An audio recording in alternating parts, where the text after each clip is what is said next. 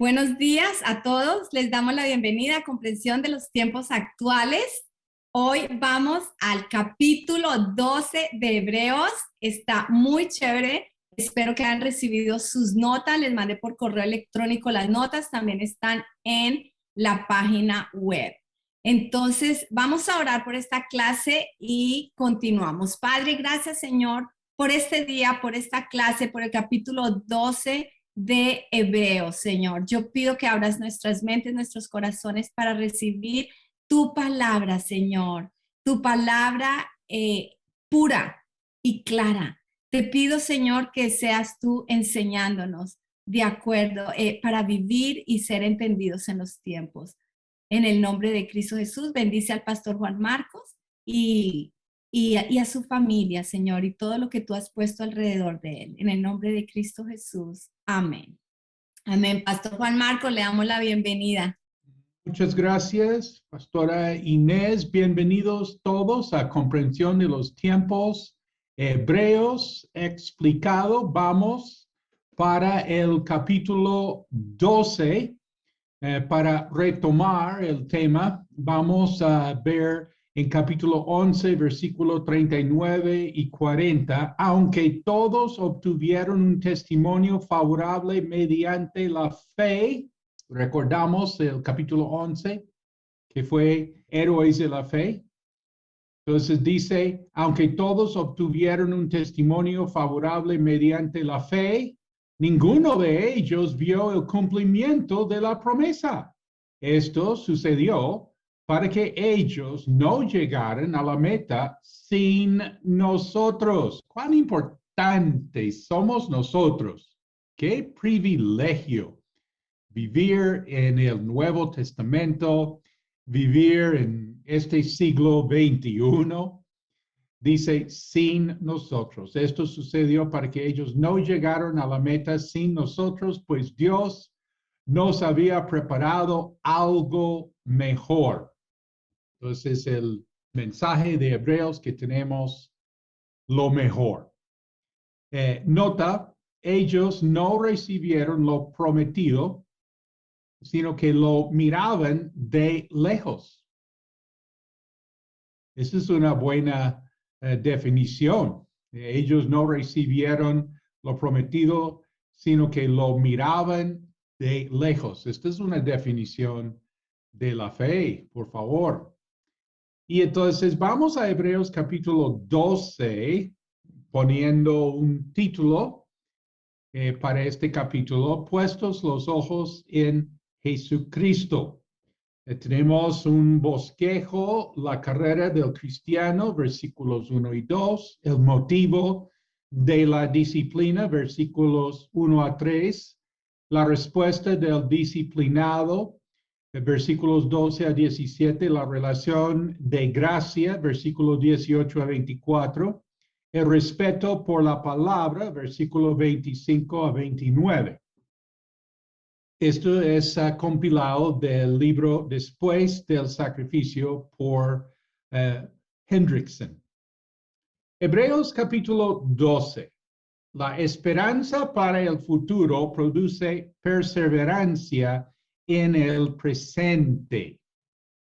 Después de ver semejantes ejemplos de fe en las personas del Antiguo Testamento, quienes tenían tanto anhelo por lo celestial, quienes no recibieron lo prometido, sin embargo, no se volvieron para atrás.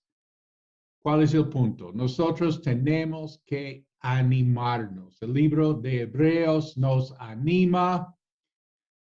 Toda la palabra nos anima y el libro de Hebreos nos anima en una manera tan especial porque nos hace recordar de dónde salimos nosotros. Pues haciendo un paréntesis, nosotros, las personas mayores en la iglesia, quienes hemos conocido a Jesús desde tiempo atrás, nosotros tenemos testimonio, tenemos palabra profética para las generaciones. Las generaciones emergentes nos necesitan y nosotros necesitamos a estas generaciones. Nos amamos entre las generaciones. El plan de Dios es de edificar las generaciones y estamos apreciando en la Biblia que tenemos esas generaciones del Antiguo Testamento y cómo nos animan. Nosotros pues tenemos que animarnos, pues tú verás cómo lo haces, pero pellízcate, anímate, porque tenemos toda esta historia. Yo me acuerdo cuando llegué a los pies del Señor, yo pensé que nosotros éramos los primeros para hablar en lenguas. Porque realmente pues yo no conocía gente, digamos, en el mundo quienes hablaban en lenguas y los cristianos que yo conocía hasta ese momento realmente no hablan en lenguas y nosotros hablando en lenguas y pensamos, no, mejor dicho, somos los primeros, somos los únicos. Y después uno averigua y no, mejor dicho, desde el día de Pentecostés, gente ha hablado en lenguas. O sea, hay un testimonio ahí atrás. No somos los primeros. Hay dos pastores muy apreciados en esta ciudad de Bogotá y ellos hablan mucho de las generaciones anteriores, los primeros cristianos en este país. Hablan de los misioneros, hablan de los primeros convertidos y cuentan esas historias. Esto es muy importante que nosotros estemos en este plan. Vemos en la Biblia que nosotros no descartamos el Antiguo Testamento. Are you kidding? Nosotros necesitamos el Antiguo Testamento. Nosotros no descartamos el testimonio de los quienes vinieron antes que nosotros.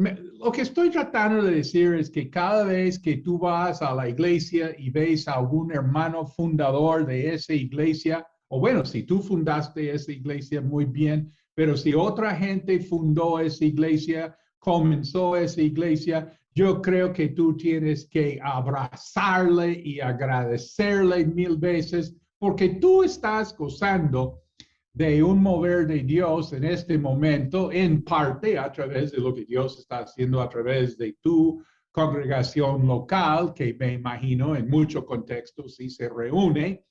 Y entonces, pues hay un lugar y hay un pasado, hay una tradición a lo que se ha hecho antes.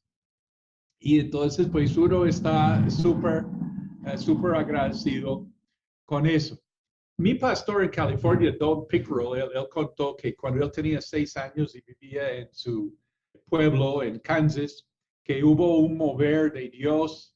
Es que en esa época muchas cosas estaban sucediendo en los Estados Unidos y fuerte derramamiento del Espíritu Santo y en su pueblo. Y él dice que ellos se reunían en las casas y él como un niño ahí se acuerda de ir de casa a casa en el barrio. Esto se hacía normalmente porque en esa época había mucho más comunidad en la sociedad americana. Pero en una época él se acuerda que se iban a diferentes casas para hacer reuniones de oración, porque los vecinos habían recibido al Señor y habían sido bautizados con el Espíritu Santo y estaban ahí pues felices y querían tener la reunión esta noche en mi casa. No, en mi casa, ok, bueno, entonces tu casa hoy, mañana en mi casa, y en casa, cada noche, a orar y alabar a Dios y hablar en lenguas y todo lo que tú sabes que ocurre en un derramamiento del Espíritu Santo. Entonces, Don Pickerel cuenta que eso fue su recuerdo de infancia. Qué cosa tan especial. Y dice, bueno, que con el pasar del tiempo decidieron edificar una iglesia, construir una iglesia. Y cuando tú paseas por los Estados Unidos, tú ves iglesias así, iglesiasitas ahí en el campo, en los pueblitos, como sencillitos, funcionales, rústicos, pero ahí se reunía gente porque hubo un avivamiento. Hablando de Tierra Santa, yo no voy a Israel a pisar Tierra Santa, yo voy a Kansas, en los Estados Unidos, a pisar Tierra Santa, porque ahí es donde se derramó el Espíritu Santo sobre toda carne. Y bueno, que Don dice que cuando construyeron la iglesia, se acabó el avivamiento.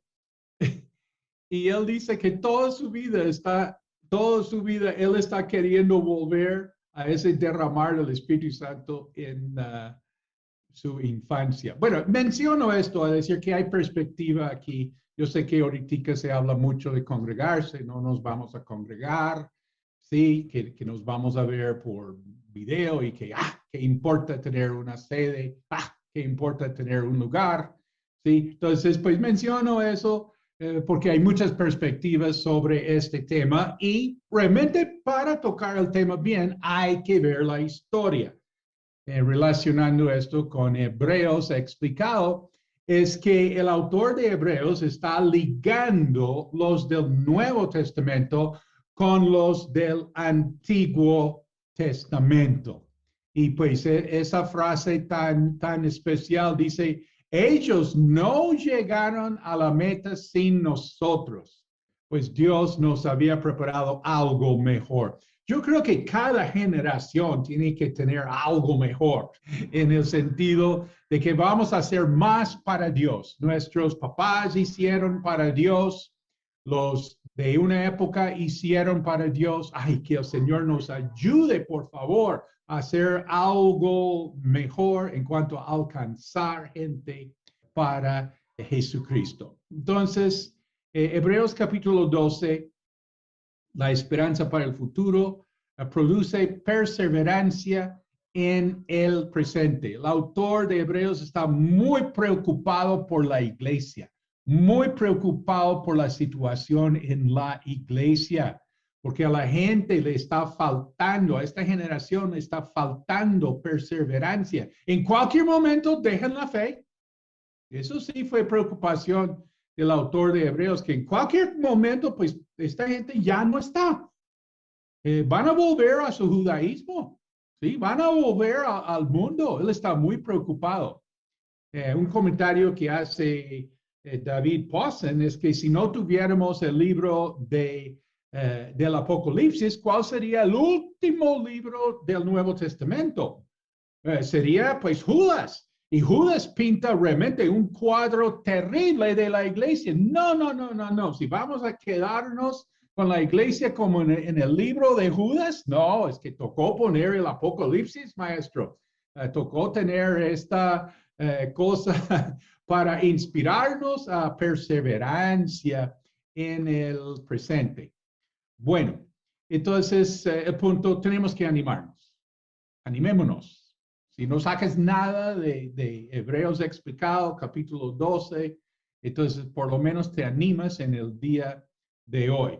Hebreos 12, 1 a 3 dice, por tanto, nosotros también, teniendo en derredor nuestro tan gran nube de testigos, despojémonos de todo peso y del pecado que nos asedia y corramos con paciencia la carrera que tenemos por delante, puestos los ojos en Jesús, el autor y consumador de la fe, el cual por el gozo puesto delante de él soportó la cruz, menospreciando el oprobio y está sentado a la diestra del trono de Dios. Considerad, pues, aquel que ha soportado tal contradicción de pecadores contra sí mismo, para que no desfallezcáis faltos de ánimo.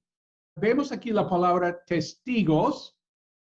Hay ejemplos en el Antiguo Testamento. Estos son los testigos, los del capítulo 11. Hendrickson dice, después de correr su carrera en el estadio de la vida, ellos ocuparon sus puestos en las graderías como espectadores de las carreras que seguirían. en un sentido muy real. Ellos tienen interés en nuestra actuación y podemos escuchar los emocionados gritos con que nos animan.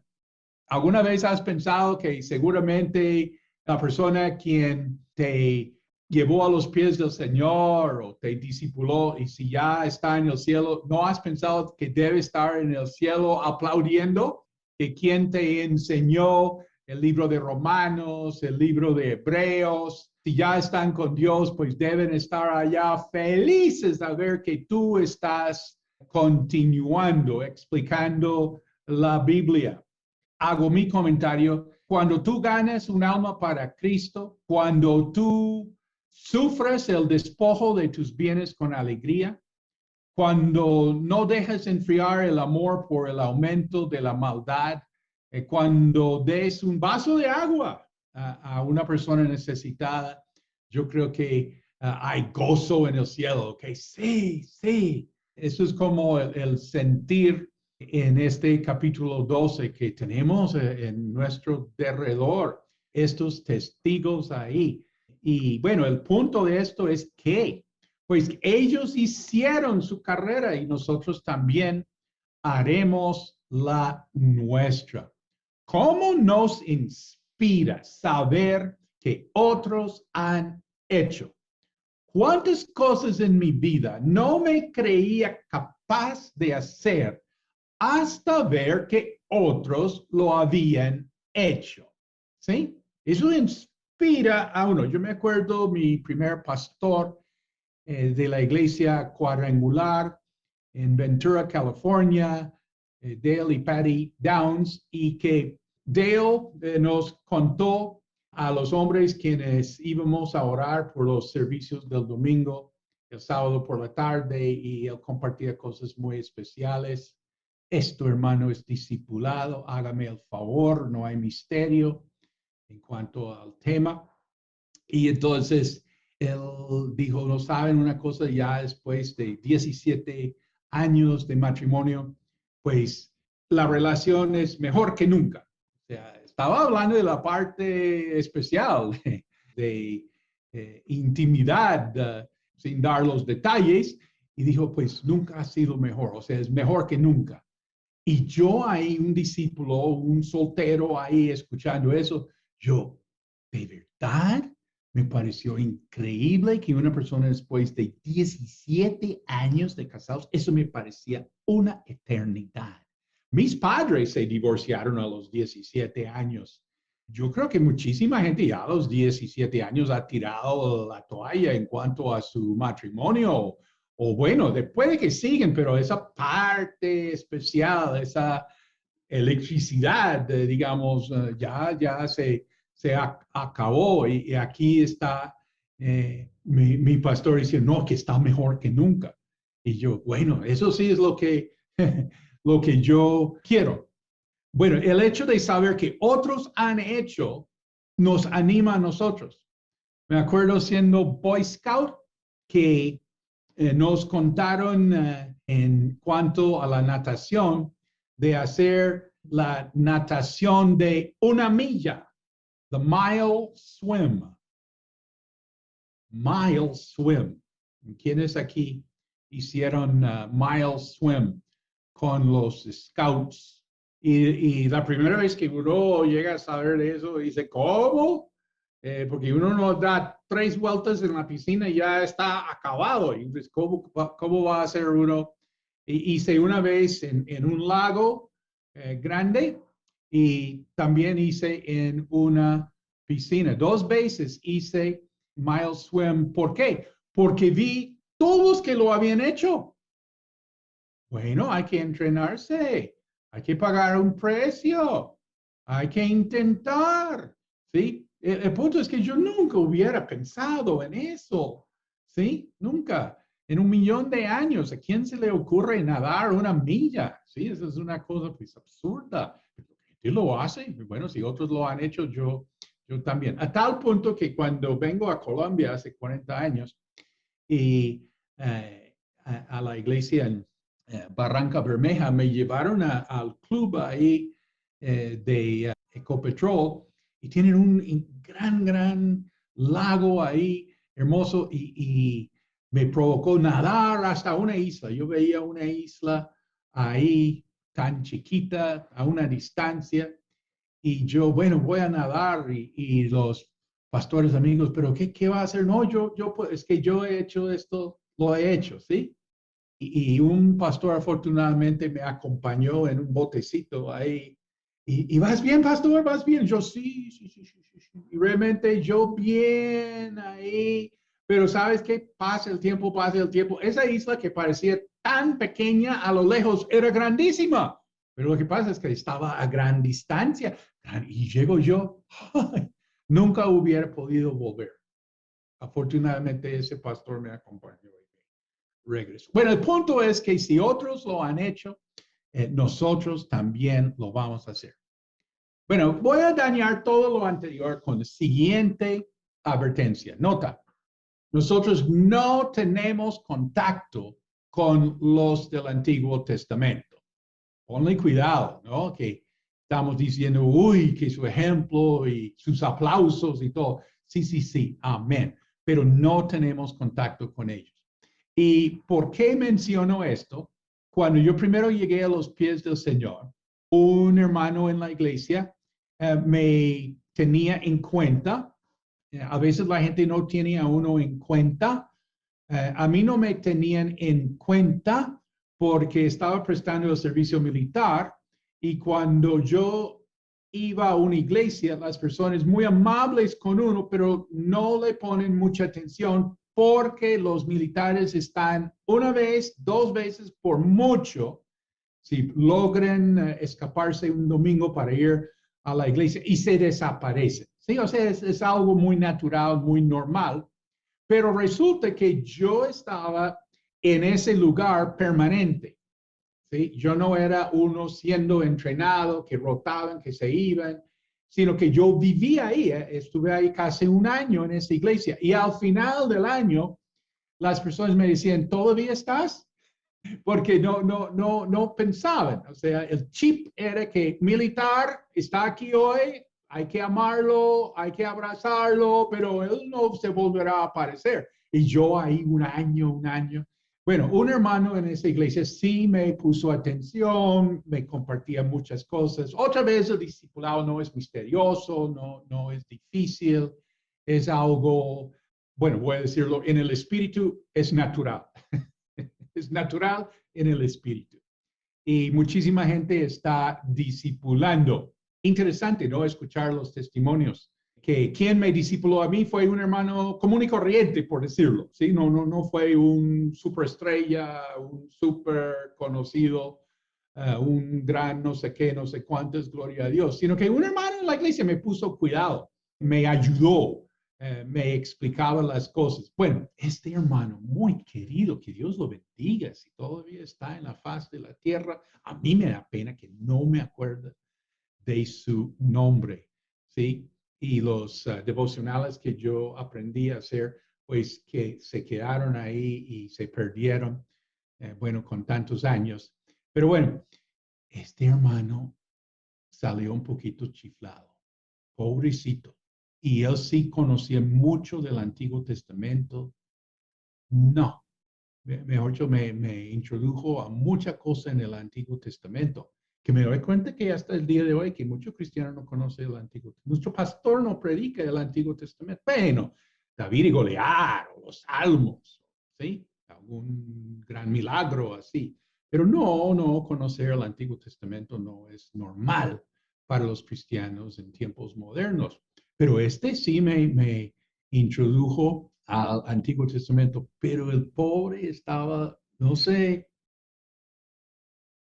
y nunca me olvidaré, un día los dos sentados enfrente de la iglesia un domingo después del servicio, porque pues después de la reunión pues saldríamos a almorzar, ¿sí? Él me llevaba a almorzar en algún lado y me preguntó, ¿tú quieres hablar con Moisés? Y yo, ¿cómo así? Porque habíamos hablado un jurgo de Moisés, del Éxodo, del tabernáculo, del desierto, y sale con ¿tú quieres hablar con Moisés? Y pues yo realmente, no. Y él vio que yo me detuve ahí, entonces me preguntó si más bien con Elías o con Eliseo, no me acuerdo quién fue, plan B.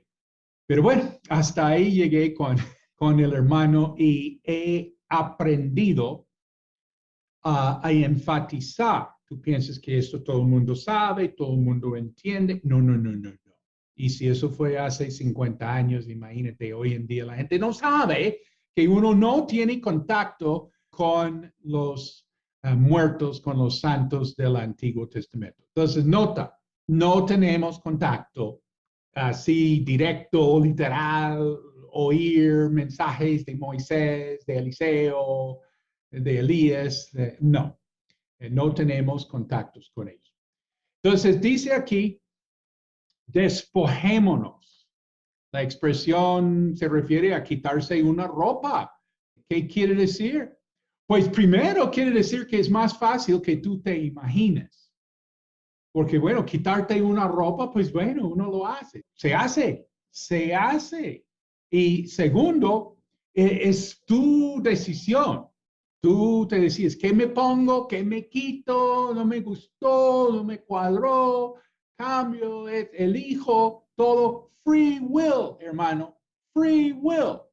Uy, nosotros tenemos que estar realmente hablando mucho a la gente de free will, ¿sí? Porque nos quieren convencer que no tenemos free will. No, aquí estamos viendo que sí tenemos free will. Despojémonos, ¿sí? Tenemos el libre albedrío para hacer esto. Y tercer punto en cuanto a eso es que nadie te lo puede hacer. Nadie te va a quitar esa ropa, ¿sí? Tú te vistes o te desvistes así a tu sentir. Nadie más se mete ahí. Eso sí, te corresponde a ti. Tú verás cómo quieres tu vida, cómo quieres parecer cuando salgas a la calle, ¿sí? Bueno, si tienes la mamá quien no te deja salir de cierta manera o tienes la familia que dice, ¡ay, te ves horrible! Bueno, entonces ahí sí no tienes tanto free will. Pero por lo general es uno quien decide cómo se viste. Entonces tenemos que despojarnos. Se habla aquí de peso, la palabra en griego okon, que se usa a veces hablando de peso como de peso de gordura o como peso como siendo el orgullo sí como que pesa, que uno queriendo esa gloria para uno y la palabra gloria también tiene como referencia al sentir que es algo pesado, pero aquí cuando hablamos de este peso es algo muy negativo, es negativo, este orgullo no conviene. Claro, es peso y el pecado no confesado, pues eso pesa sobre uno. Y esto se ve, por ejemplo, la reunión que hacemos, que sea grande, pequeña, mediana, pues se nota a veces las personas llegan como cargadas, ¿sí? Y tienen que levantarse. Y creo que 1000 veces he visto que el que dirige las alabanzas como que trata de animar, los pastores Carlos e Inés y de pronto otros viendo aquí pueden recordar nuestra época en el grupo de jóvenes que uno de los nuestros dirigió la alabanza y dijo, ay, yo he visto velorios más animados que este.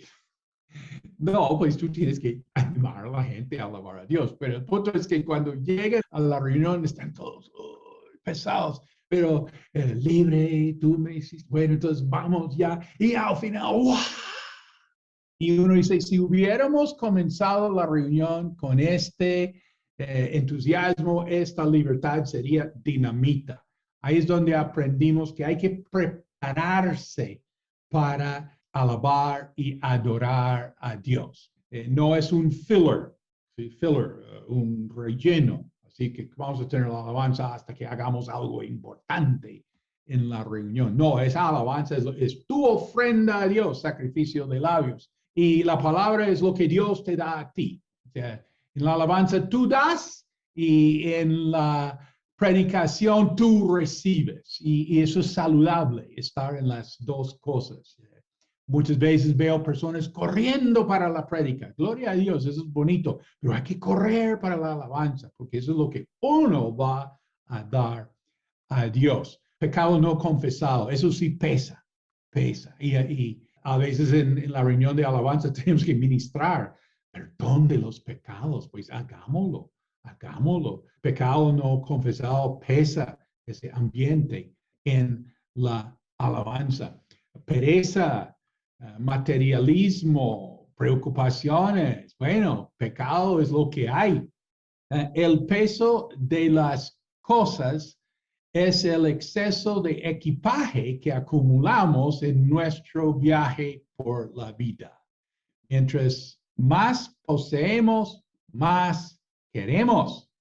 Los lujos de ayer se convierten en las necesidades del hoy. Yo pienso en el celular. Este aparato fue un lujo en una época y ahora si le quitan un solo día el servicio, entonces ya toda la vida se desbarata. Los lujos de ayer se convierten en las necesidades del hoy. Lo que antes poseíamos, ahora nos posee a nosotros. Comentario de Hendrickson. Nota, este peso, este pecado, no es apostasía, sino lo que conduce a la apostasía. Y este peso, este pecado, nos asedia, nos distrae, nos carga, clings to us en inglés. Cling, nos agarra, ¿sí? Nos baja, nos limita. Una mala amistad, sí, nos baja, nos reduce. Mucho tiempo en las cosas que realmente no dan así para nada de edificación, pues nos pesan, nos bajan. Un discípulo contó que él piensa que realmente perdió mucho tiempo. Y él es un joven. Cuando un joven te dice, he perdido mucho tiempo en mi vida, pero mucho tiempo en mi vida, viendo Walking Dead. ¿Sí? He perdido mucho tiempo en mi vida. ¿Yo qué hacía todo ese tiempo? ¿Sí? Y eso fue antes de pandemia. ¿Sí? Y claro, esto nos asedia.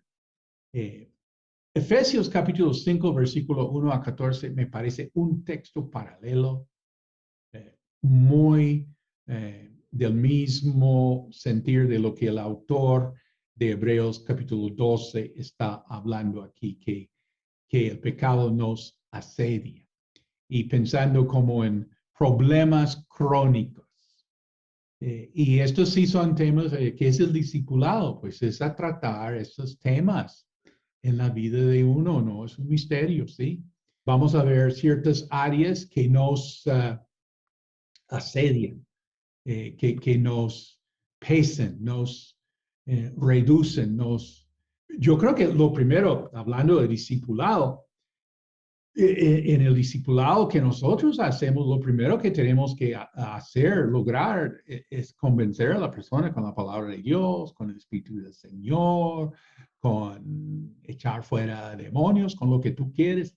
Tenemos que convencerle que nosotros no somos víctimas. No somos víctimas. Esta es una gran cosa. Hay una gente convencida que es víctima. Y otros también dicen, yo también soy víctima. Yo me incluyo ahí. Me van a dar reparaciones, imagínate. Me van a dar favores y todo. Entonces, en el discipulado, tenemos que cambiar toda esa mentalidad de ser víctima. Es que el mundo quiere que tú seas víctima. Es mucho más fácil manipularte. Y bueno, entonces, problemas crónicos, Efesios 5, 1 a 14.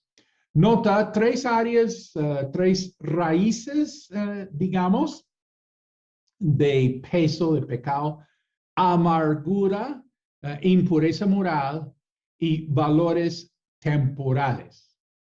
Valores temporales se refiere a tener cosas o personas como más que Dios, tomando el lugar de Dios en nuestra vida.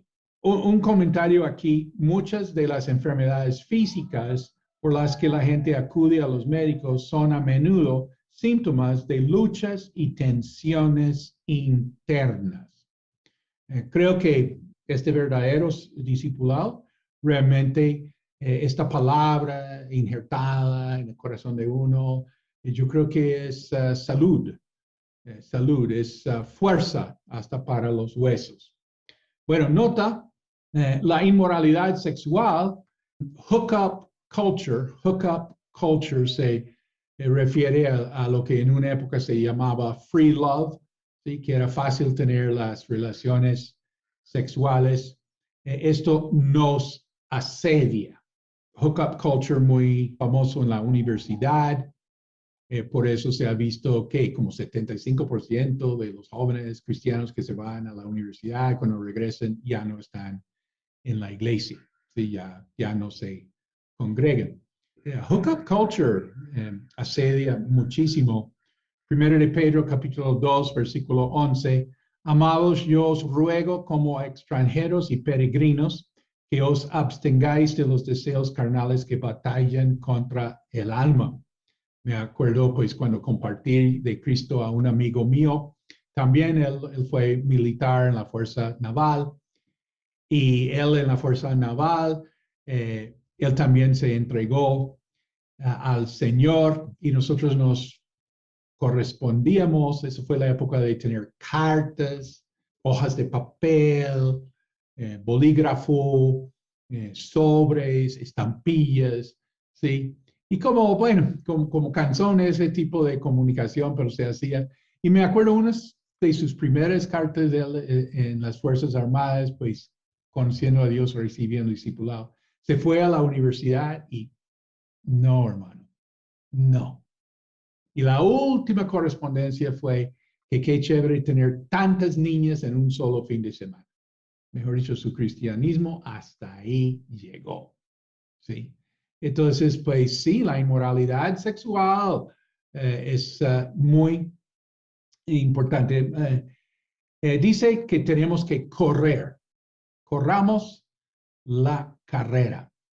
Dice Manual Bíblica Ilustrado: despojémonos de todo impedimento y corramos la carrera cristiana con todas nuestras fuerzas.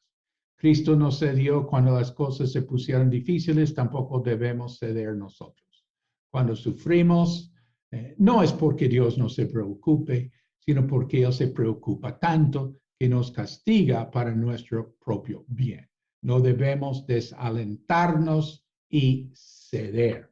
Del Manual Bíblica Ilustrado. Entonces, tenemos que correr con paciencia. Yo pregunté a mi discipulador, mi mentor, quien oró por mí por el bautismo con el Espíritu Santo, quien me bautizó en agua también, y quien me encaminó a la cuadrangular, Jim Henderson. Él es profesor en la Universidad Cristiana en Virginia. Y yo le pregunté a él, porque nosotros fuimos a Life Bible College juntos, éramos compañeros de cuarto, y nosotros estudiamos idiomas bíblicos juntos y todo, y estuvimos muy, pues ambos éramos solteros. Él sí se casó durante su tiempo. Yo no. Rompí el patrón de ir a Life Bridal College, a encontrar esposa del Instituto Bíblico, un lugar saso, pero a mí no me funcionó. Pero bueno, a mi mentor sí le funcionó. Y que yo le pregunté años después por qué muchos de nuestros compañeros de Instituto Bíblico ya no están en el ministerio. Pues yo confío que estén con Dios. Pero lo que sí sé es que comenzaron en ministerio sirviendo a Dios en gran manera, en diferentes maneras, pero ya no. Y yo le pregunté, Jim, ¿por qué no continuaron? Esta es una pregunta muy importante. Cuando estuvimos en Life Bible College, hicieron un estudio, una averiguación, una investigación de si las personas 25 años después de graduarse de Life Bible College todavía estaba sirviendo en ministerio, tú me entiendes, ¿sí? Y que estaban preocupados, estaban como preocupados por la tasa, el resultado como que no tan bueno, ¿sí? Hay que evaluar, hay que mirar las cosas, no nos van a señalar a uno al otro, sí, pero de pronto hay cosas que hay que modificar. Entonces le pregunté a mi mentor, a Jim, ¿por qué no continuaron? Y él me dio dos respuestas. Una fue la impaciencia del hombre joven. Y claro, pues yo me acordaba de mis compañeros ahí tan, y claro, puede que a más que uno le haya faltado, ¿qué? Paciencia, una paciencia, la impaciencia del hombre joven. Y la segunda razón que dijo Jim Henderson es que ellos se tomaron las cosas muy a pecho, o sea, muy de corazón. Algo pasó, como cosas suceden en la vida, algo pasó. Y eso, mejor dicho, les afectó en gran manera. En inglés se llama take things to heart. Sometimes you can't take things to heart. They took things to heart. Y bueno, eso sí hunde a uno. Y uno pues necesita el libro de Hebreos, creo, para la paciencia. También a guardar el corazón. Otra pregunta es, yo pregunto mucho a la gente, a gente mayor, gente menor, pregunto a los niños, pregunto a Raimundo y a todo el mundo. Y pregunté a un joven por qué no se ven mejores resultados, digamos, en la iglesia. Y me dijo, pues, dos cosas en cuanto al pastor. Orgullo y pereza. Orgullo y pereza. Y yo, si el discípulo joven está viendo esto, pues tenemos que ayudarnos mucho entre nosotros como pastores y líderes. Orgullo y pereza. Aquí en Colombia se ha hecho pues realmente un esfuerzo por reconocer los ministerios que llevan sus años.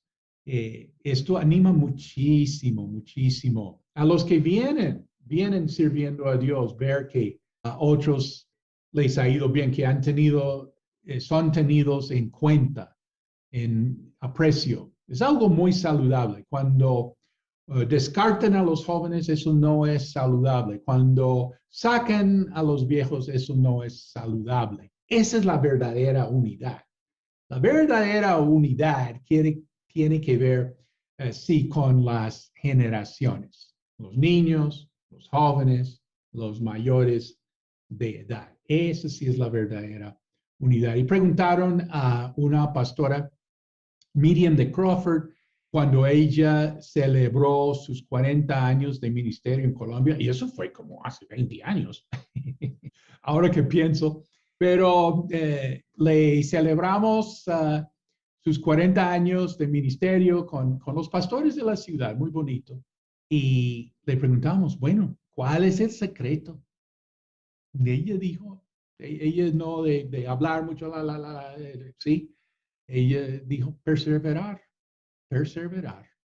Y bueno, ella dijo eso hace 20 años y todavía me ha quedado. ¿Qué nos corresponde? Perseverar. La gente aquí en Hebreos 12 tiene que perseverar. Nosotros tenemos que perseverar. Siguiendo, Hebreos 12, versículo 2, puestos los ojos en Jesús, el autor y consumador de la fe. Apreciamos aquí que Él quiere que ganemos. Realmente Él está a nuestro favor. Él es el autor, Él es el consumador de mi fe. Él quiere que gane. Yo me acuerdo, recién llegado a Colombia hace 40 años, que en una avenida principal estaban construyendo, excavando un gran hueco y, mejor dicho, las calles alrededor con lodo por todos lados. Yo me di cuenta de eso, pues primero fue una obra grandísima, grandísima, que uno no veía en todas partes en Bogotá. Ahora uno ve en todas partes grandes obras, eso ya no es nada. Y ahora limpian las calles algo mejor. Y entonces yo me di cuenta de eso porque para ir a mi trabajo yo tenía que tener los zapatos limpios. Y ahí, entre todo ese lodo, ahí, pues con dificultad uno llegaría al trabajo sin tener que quitarse los zapatos y limpiarlos por tanto lodo y barro y todo. Y pues esto llegó a ser un centro comercial lindísimo, todo. Y bueno, es como una metáfora moderna que desde todo este mugrero va a salir algo espectacular. Y si alguien recibe mensaje en eso, pues ¿qué mensaje tienes que recibir?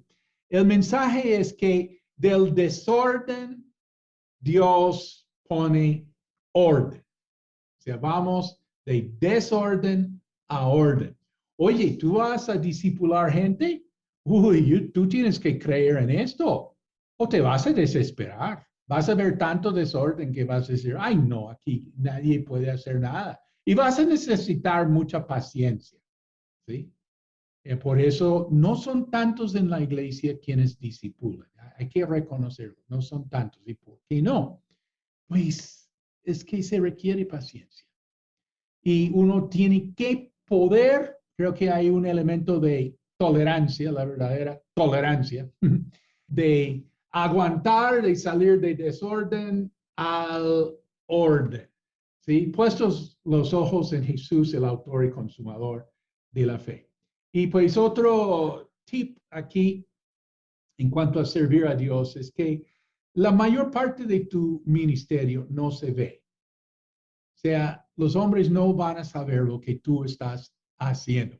Pregunta a la pastora Inés organizando comprensión de los tiempos. Hebreos explicado, nadie sabe que hasta la medianoche, anoche, preparando estos ayudas visuales y 5 de la mañana ya a pasar esto a la última edición. Nadie va a ver eso, nadie va a saber. O sea, uno ya entiende eso, no está necesitando que los demás vean. Mucha gente sí depende de eso. ¿Sí? Necesita que lo vean a uno y todo, pero no es que la mayor parte de lo que uno hace no se ve. Y bueno, yo apelo para que me entiendan. A ver, ¿hay alguna madre aquí viendo Hebreos explicados? ¿Quién ve todo lo que hace la mamá? No, nadie se da cuenta. Nadie se da cuenta. Esos hijos divinos no se dan cuenta. Hasta que ellos tengan sus propios hijos. Ahora vienen y dicen, ay mamá, tú hiciste eso por mí. ¿Sí? Y entonces, bueno, nadie aquí terrenalmente ve la mayor parte de lo que tú haces. Y la otra cosa que hay que entender que para servir a Dios, que la mayor parte de la recompensa no es en esta vida. Sí hay recompensa en esta vida, hay muchísima recompensa en esta vida. Si Dios da vida, pues hay muchísima recompensa, pero la mayor parte no es aquí en esta vida, sino después. Entonces toca tener nuestros ojos puestos en Jesús, el autor y consumador de la fe. Otra cosita hablando de esa paciencia que necesitamos teniendo los ojos puestos en Jesús, la clave para servir a Dios, flexibilidad. Si yo pudiera regalarte algún app ahí para tu vida espiritual, flexibilidad, flexibilidad. Y hago pues un llamado a mis consiervos. Cuenten de la flexibilidad que uno necesita tener para servir a Dios. La flexibilidad que pues de alguna manera Dios te ha dado en poder, así ajustarte, cambiar, todo esto es sumamente necesario si vamos a tener esa paciencia para correr la carrera con los ojos puestos en Jesús, el autor y consumador de la fe. Nota, si yo estoy seguro de que Él comenzó, bueno, entonces voy a estar seguro que Él terminará. Si estoy seguro de que Él comenzó, también Él perfeccionará su obra. Bueno, siguiendo versículo 2, en continuación, el cual por el gozo puesto delante de Él, soportó la cruz, menospreciando el oprobio, y está sentado a la diestra del trono de Dios. Entonces observamos aquí el gozo que tuvo Jesucristo, que tener hijos en gloria. Y dice que Él soportó la cruz. Si nuestro maestro fue tratado así, entonces, ¿qué estamos esperando nosotros? Dice, menospreciando el oprobio. O sea, ¿cómo hace uno para menospreciar el oprobio? Es comparar el dolor que está pasando con el beneficio que vendrá, menospreciando el oprobio. Jesús dijo a sus discípulos, si me confiesen delante de los hombres, eso les va a costar. Uno piensa, hoy en día, si el médico no practica abortos, no le van a dar licencia, ¿sí? Y si el profesor, el educador no está de acuerdo con Critical Race Theory, si no está de acuerdo con la ideología de género, entonces no va a poder ser profesor. O sea, si uno no está de acuerdo con la persuasión política de sus superiores, no va a poder ser militar, no va a poder ser, sí. Entonces, todo esto, confesar a Jesús delante de los hombres va a costar. Pero Jesús dice, si me confiesen delante de los hombres, yo también los confesaré delante de mi Padre.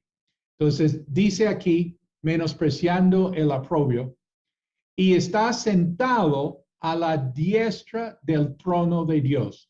Vemos el resultado de seguir a Dios. Versículo 3. Considerad pues aquel que ha soportado tal contradicción de pecadores contra sí mismo, para que no desfallezcáis faltos de ánimo.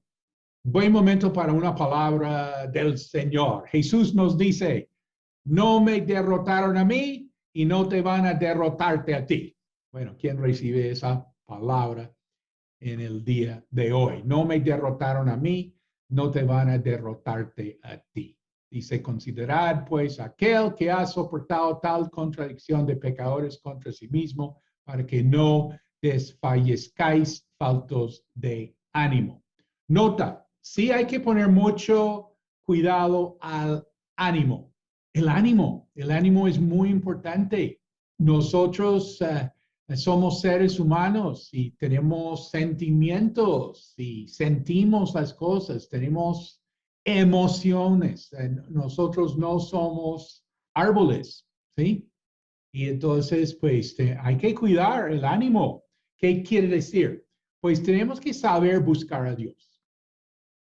David, en Primera de Samuel, capítulo 30, versículo 6, se apartó de toda su situación y él se fortaleció en Jehová. Qué frase tan importante. Ya, hermano, tienes que saber cómo fortalecerte en Jehová. Me acuerdo hablando con un pastor amigo, hablando de una situación y él me dijo, bueno. Me dijo, el lunes voy a tener un tiempo con Dios. ¿Sí? Y entonces el lunes él tenía para sus tiempos, bueno, a fortalecerse en Jehová, ¿sí? Líderes tipo David saben buscar a Dios. Tú puedes buscar a Dios. Tú tienes que buscar a Dios.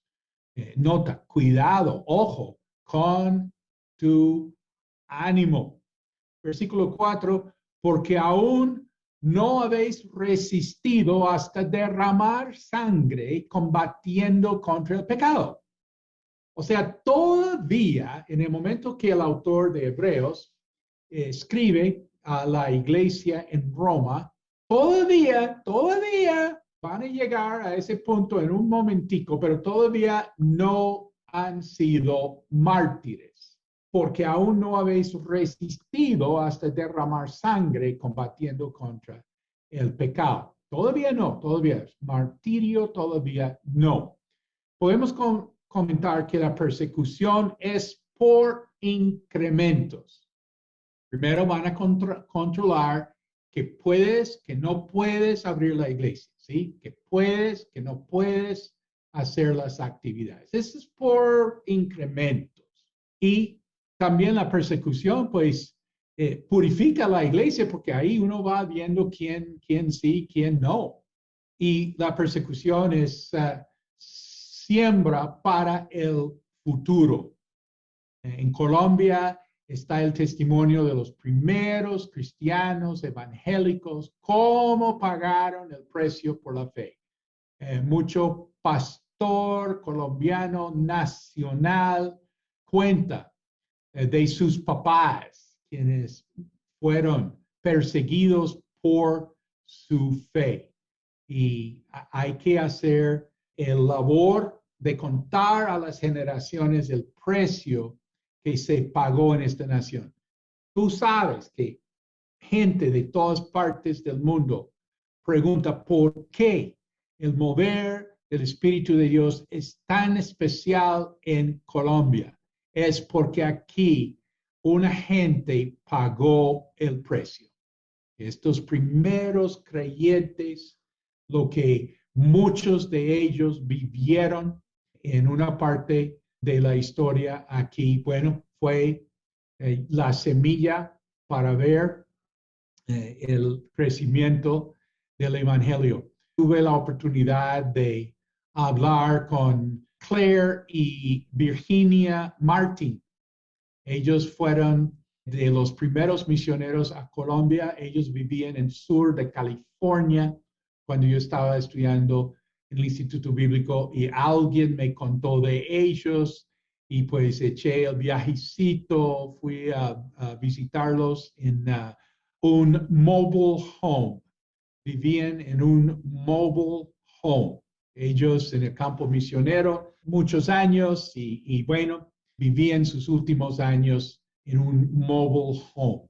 Me acuerdo Virginia contándome que ellos oraban en Bogotá, cuando estuvieron en Bogotá, ellos ministraron mucho en la costa, por Cartagena, las islas, y entonces oraban por Bogotá soñando con el día en que se podría tomar toda una parte de la ciudad, la parte del norte, que fue en ese tiempo, pues, sin tocar, sin ser pisado por el testimonio evangélico. Ellos oraban, soñaban si algún día alguien podría hacer eso y Dios honró esa fe, contestó esa oración a través de los misioneros John y Jean Firth, quienes sí pudieron ya penetrarse en una sociedad que había sido no receptiva, pero ahora se encontró en un momentico por el mover del Espíritu de Dios ya abierta al Evangelio. Entonces, la persecución es siembra para el futuro.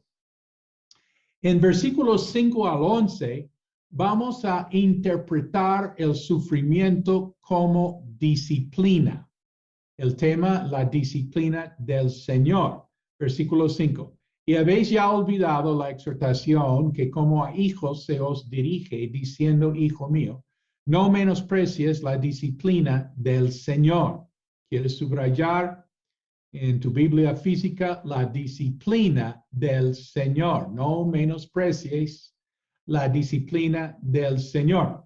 C.S. Lewis, él dijo, Dios nos susurra en nuestros placeres, nos habla en nuestra conciencia, pero grita en nuestro dolor.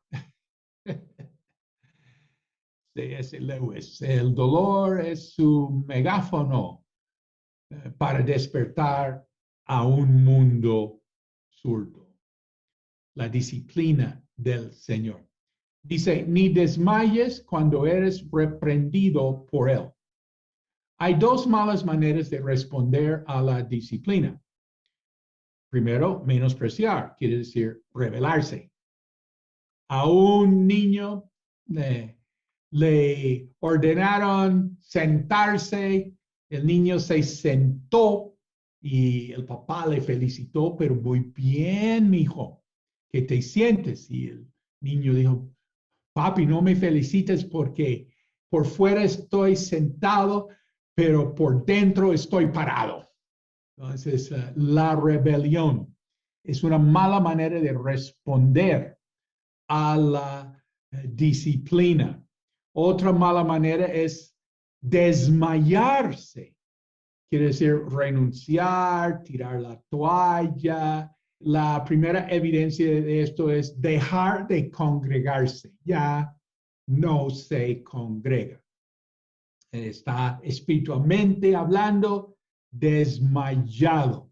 Tenemos muchos desmayados en este momento, en nuestro entorno, en nuestro contexto, donde vivimos. Creo que la mayor parte de los que pueden estar escuchando a Hebreos explicado, tenemos mucha gente desmayada y que ha dejado de congregarse. Versículo 6, porque el Señor al que ama, disciplina y azota a todo el que recibe por hijo. Observamos que dice al que ama, es la muestra que somos hijos. Y queremos aclarar aquí, no es propiamente castigar por castigar, ¿sí? El Estado tiene la función de castigar por castigar.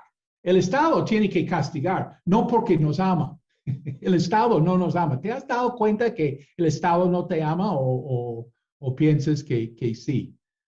Interesante en la Unión Soviética, cuando la gente moría bajo el régimen de Stalin, ellos pensaban que no era Stalin, eran los de intermedio que eran los malos. Que si nuestro papá Stalin supiera lo que estamos sufriendo. O sea, los dictadores tienen esa habilidad como de quedarse ahí arriba y ser buenos y el pueblo muriéndose por debajo. ¿Sí? El Estado, pues sí, es verdad que realmente castiga porque castiga. ¿Sí? Y qué pena, eso no va a ser con amor. ¿Sí? No va a ser con amor. Pero aquí estamos hablando no de ese tipo de castigo, estamos hablando de qué? Pues de una corrección, de encaminar a uno en diferente plan porque el Señor al que ama disciplina y azota a todo el que recibe por hijo. Si esto no está claro, dice y azota, azota. Los azotes producen ¿qué? Dolor. Quitemos el misterio aquí. ¿Cómo sabe uno si está siendo disciplinado por el Señor? Dolor, azotes. El Señor al que ama disciplina y azota a todo el que recibe por hijo. Azota, hay dolor, hay experiencias difíciles. ¿Quién en comprensión de los tiempos ha vivido experiencias difíciles? Pues tengo una mala y una buena. Pues la buena ya sabes que Él quiere que ganemos, ¿no? Pero la mala es que todo el mundo que yo conozco, quien ha hecho algo por Dios en esta vida, ha sufrido. Puede que esto sea tu última clase en Hebreos explicado. Bueno, hay un solo capítulo más, capítulo 13, pero bueno, llegaste hasta aquí. Pero por fin alguien te dijo, porque de pronto nunca te contaron eso. Si vas a hacer algo para Dios, si vas a hacer algo en esta vida, creo que es un mensaje para cristiano, para no cristiano. Es que uno va a sufrir. ¿Quién ha hecho algo en la vida y no ha sufrido? ¿Sí? Bueno, dice el Señor al que ama, disciplina y azota a todo el que recibe por hijo. Versículo 7. Si soportáis la disciplina, Dios os trata como a hijos. Porque ¿qué hijo es aquel a quien el Padre no disciplina? Pero si estáis sin disciplina, de la cual todos han sido participantes, entonces sois bastardos y no hijos. Ser bastardo en el contexto de la ley de Moisés se entendía a estar bajo maldición. Entonces sois bastardos y no hijos. Si respondemos correctamente, no rebelarse ni desmayarse, creceremos como hijos. Si rechazamos la disciplina del Señor, somos como bastardos. Versículo 9. Además, tuvimos a nuestros padres terrenales que nos disciplinaban y los respetábamos. ¿No nos someteremos mucho mejor al Padre de los Espíritus y viviremos? Pues aquellos nos disciplinaban por pocos días, como a ellos les parecía, pero para lo que nos es provechoso, para que participemos de su santidad. Es verdad que ninguna disciplina parece al presente ser causa de gozo, sino de tristeza, pero después da fruto apacible de justicia a los que han sido ejercitados por medio de ella. La disciplina de los padres, aunque no sea perfecta, es para nuestro bien. La disciplina de Dios es perfecta para nuestra santidad. Los padres castigan como mejor les parece, no siempre en forma consecuente ni por motivos justos. Ellos a veces no pueden ver las cosas desde una perspectiva objetiva y precisa. Sin embargo, nuestro Padre Celestial es siempre preciso, consecuente y quiere lo mejor para nosotros. El creyente debe entender que la disciplina que se aplica en su vida es para purgarlo y convertirlo en una persona mejor. La cirugía nunca es agradable, pues es una experiencia dolorosa, como cuando el Señor quiere cortar cosas indeseables de nuestra vida. ¿Qué tenemos de las cirugías físicas? ¿Qué tenemos? ¿Alguien ha tenido cirugía? ¿Qué tiene? Me imagino una cicatriz. ¿Y cuándo nunca voy a tener cicatriz? Bueno, Jesús tuvo cicatriz en el cielo con el cuerpo glorificado. Puede haber cicatriz en sentido emocional. Pero una cicatriz, ¿qué es? Pues es la marca que deja una cirugía. Y esa cirugía ya pasó, gracias a Dios. Ahí queda la evidencia. Ahí queda la evidencia de esa cicatriz. Bueno, esto nos puede servir en el tema de sanidad interior. Dice, la cirugía nunca es agradable, pues es una experiencia dolorosa, como cuando el Señor quiere cortar cosas indeseables de nuestra vida. Me doy cuenta en las administraciones de sanidad interior casi nunca hablan de Hebreos, menos de capítulo 12, menos de disciplina del Señor. Bueno, nota, si somos hijos, Dios nos disciplinará a costo de nuestra felicidad y prosperidad. Segundo, nuestra reacción a la disciplina, no menospreciar ni desmayar, sino soportar y obedecer. Tercero, Dios obra según nuestro compromiso. Dice en Proverbios, el crisol prueba la plata y la hornaza el oro. Entonces, imagínate, nosotros queremos ser oro para el Señor. Bueno, dice el crisol para la plata y la hornaza para el oro. En Proverbios 22, versículo 15, hablando de la disciplina de los padres a los hijos, dice, la necedad está ligada en el corazón del muchacho, mas la vara de la corrección la alejará de él. Proverbios 22, 15.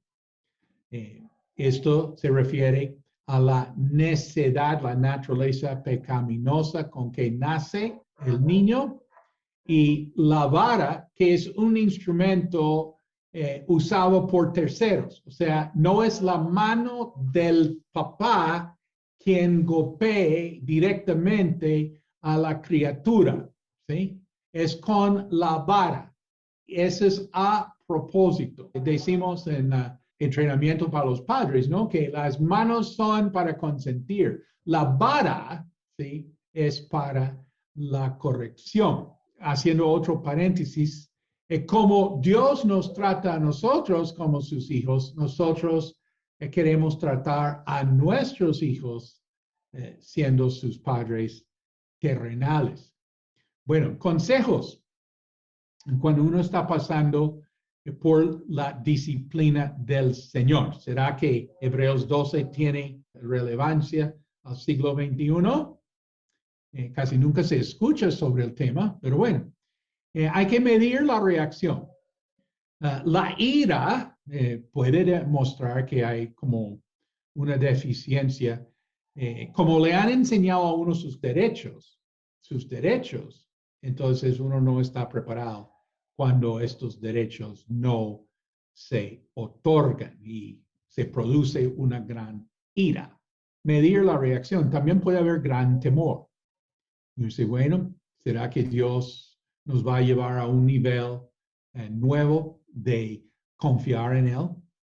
También en este momento de disciplina, pedir sabiduría. Siempre tenemos esa opción, ese recurso, pedir sabiduría, pero pida con fe. ¿Sí? Es que necesitamos hebreos. Hay que pedir con fe. También agarrarse de Jesús. Él es tocado, él se compadece de nosotros, Él no está lejano. Que cuando la gente piensa que a Dios no le interesa, a Jesús no le importa, por eso ¿a dónde van? Pues a la mamá de Jesús, porque la mamá sí se compadece de uno, ¿sí? Y por eso nosotros tenemos que levantar la voz a contar quién es Jesús. También discernir si estamos bajo un ataque del diablo. Bueno, si el diablo está en nuestra contra, bueno, Dios es por nosotros. ¿Quién contra nosotros? Vamos a perseverar y vamos a ver su derrota. También tenemos que reclamar fruto. Dice después hay un fruto apacible. Salmo 30 dice, porque un momento será su ira, pero su favor dura toda la vida. Por la noche durará el lloro y a la mañana, después, vendrá la alegría. Y tenemos que move on. Move on quiere decir seguir para adelante. Hebreos 12 y 13 muestra cómo uno hace move on. Por lo cual, levantad las manos caídas y las rodillas paralizadas, y haced sendas derechas para vuestros pies, para que lo cojo no se desvíe, sino que sea sanado. Entonces, una verdadera sanidad interior tiene en gran manera que ver con arrepentirse uno por lo que ha hecho. Levantar manos caídas, rodillas paralizadas. Son metáforas, son maneras de expresar lo que uno siente en su vida, lo que está pasando. Enderezar caminos torcidos. Este es el verdadero discipulado. Mejor dicho, ¿por dónde empezar? Enderezando caminos torcidos. Versículo 14. Seguid la paz con todos y la santidad, sin la cual nadie verá al Señor. Vemos destacado aquí la paz. Recordamos Romanos 12:18, donde dice, en cuanto dependa de vosotros estar en paz con todos. Y vemos la santidad también en Romanos 13, versículo 14. Vestíos del Señor Jesucristo y no proveáis para los deseos de la carne. Esto no es misterioso. Esto es no, como dicen, no dar papaya. No proveer para los deseos de la carne. Versículo 15. Mirad bien, no sea que alguno deje de alcanzar la gracia de Dios, que brotando alguna raíz de amargura os estorbe y por ella muchos sean contaminados. Mirad bien, este es un encargo a la iglesia, responsabilidad de la iglesia. Mirad bien, no sea que alguno deje de alcanzar la gracia de Dios. Este es un mensaje para los cristianos. Advertencia, nota, Dios da gracia. La pregunta es si tú quieres recibirla. No sea que alguno deje de alcanzar la gracia de Dios, que brotando alguna raíz de amargura. Aquí tenemos la expresión raíz. Raíz da la idea de que se mete bien adentro. Hay una raíz ahí. A veces ocultamos las raíces con eufemismos. No es que yo esté amargado, solo que estoy sentido por lo que me hicieron. ¿Sí? Vamos como tapando el sol. La amargura es producto del maltrato real o imaginario, pero no importa, da el mismo efecto. Produce una raíz, si uno permite, si uno deja. Pablo Tremba siempre decía, si uno tiene una mala mata, ahí, mala hierba, ahí es fácil sacarla ahí cuando se descubre. Y entonces se saca hasta con los 2 dedos, se saca ahí del jardín. Pero si uno va a dejar esa mata y que crezca y años pasan, pues ya tenemos que sacar todo un árbol. Tenemos que tratar esto, sea como sea, maltrato real o imaginario. El efecto es lo mismo. En la revista Selecciones dijeron que la mayor parte de la gente no está a tu favor ni en tu contra. Es que están absorbidos en lo suyo. No todo el mundo está pensando en ti. Oh, qué sorpresa. ¿Sí? En tu crianza en la casa te inculcaron que todo gira alrededor de ti.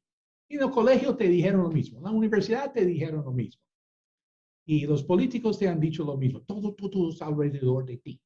Sí, pero resulta que no. Selecciones sabe mejor. La mayor parte de la gente no está a tu favor ni en tu contra. Están absorbidos. Todo el mundo está en su propio cuento. Entonces, Jesús dijo, el que no está en tu contra está a tu favor. Dice aquí, y os estorbe, ser estorbado. ¿Cómo es ser estorbado? Que no estoy avanzando. No estoy en ese reposo, en ese descanso que Dios, en esa bendición, en esa tierra prometida que Dios tiene para mí. ¿Qué impide? Bueno, aquí la raíz de amargura que os estorbe. Nota la urgencia de resolver los conflictos. Jesús dice en Mateo 5, si traes tu ofrenda al altar y allí te acuerdas de que tu hermano tiene algo contra ti, deja allí tu ofrenda delante del altar y anda, reconcíliate primero con tu hermano y entonces ven y presenta tu ofrenda.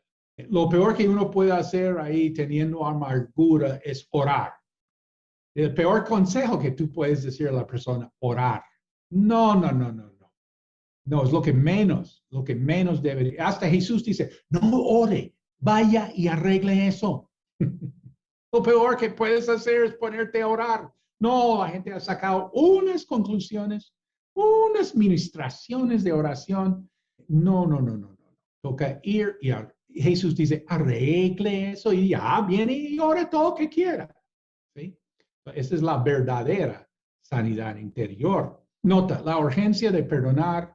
¿Por qué? Porque somos perdonados, porque tenemos el amor de Jesús y porque queremos ser limpios. ¿Oíste? Limpios. Dice, por ella muchos sean contaminados. Entonces necesitamos limpieza. Y también esta raíz tiene un efecto sobre los demás. Dice, no sea que haya algún fornicario o profano como Esaú, que por una sola comida vendió su primogenitura, porque ya sabéis que aún después, deseando heredar la bendición, fue desechado, pues no halló oportunidad para el arrepentimiento, porque aunque la procuró con lágrimas. Entonces, esto afecta a mucha gente. Estas raíces afectan, uno piensa, no, no, es mi vida nomás, eso es lo que yo hago con mi... No, eso está afectando a un montón de personas. Y qué tristeza va a haber el día que tú entiendes, uy, no, me di el lujo de guardar estas raíces y cómo afectó esto a los en mi alrededor. Pensé que ellos no sabían, que no les afectaría, pero salen sumamente perjudicados por mi rebeldía, por mi desmayo. Segunda raíz, que es un estorbo, es la inmoralidad sexual. La tradición dice que Esaú fue inmoral.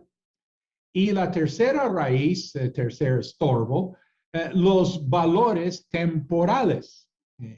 El ejemplo clásico es que Esaú vendió su primogenitura por un plato de lentejas.